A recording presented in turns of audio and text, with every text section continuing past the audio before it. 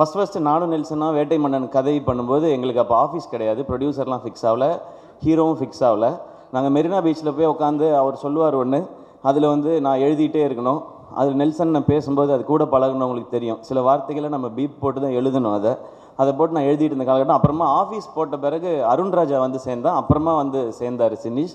அவரோட ஃப்ரெண்டுன்றது ஓரளவுக்கு தெரியும். அவர் அந்த நடுவில் சொன்னார்ல ஏதோ ஹர்ட் பண்ணிட்டேன் அப்படிலாம் சொன்னார். அது ஹர்ட்லாம் பண்ணல. எது நடந்ததுன்னா, நாங்கள் அந்த ஆஃபீஸில் இருக்கும்போது ஒரு நாள் சொன்னார், நீங்கள் என்ன ஆகணும்னு ஆசைப்பட்றீங்க சிவா அப்படின்னு கேட்டார். நான் சும்மா அப்போ எனக்கு ஹீரோ ஆகணுன்ற ஆசையே கிடையாது. நான் அப்போ வந்து டிவி பண்ணிகிட்டு இருந்தேன், வேட்டை மன்னனில் ஒரு அசிஸ்டன்ட் டைரக்டராக ஒர்க் பண்ணிட்டு இருந்தேன், ஒரு காமெடி ரோலும் பண்ணிகிட்டு இருந்தேன். சரி இருந்தாலும் வம்புல போன்னு சொல்லிட்டு நான் என்ன பண்ணேன், எனக்கு ஹீரோ ஆகணும்னு ஆசைனே. சிவா எதுக்கு உங்களுக்கு இந்த வேலைலாம், நீங்கள் உங்களுக்கு இந்த டைமிங் நல்லா வருது, அதனால் அப்படியே அந்த சைடில் காமெடி ரோல் இந்த மாதிரி ஏதாவது ஒன்று ஆசைப்பட்டீங்கன்னா ஓகே. நான் சும்மா இல்லாமல் ஏன் நாங்கள்லாம் ஆகக்கூடாது பாருங்கள், தேவையில்லாத வேலை பார்க்குறீங்க நீங்கள்.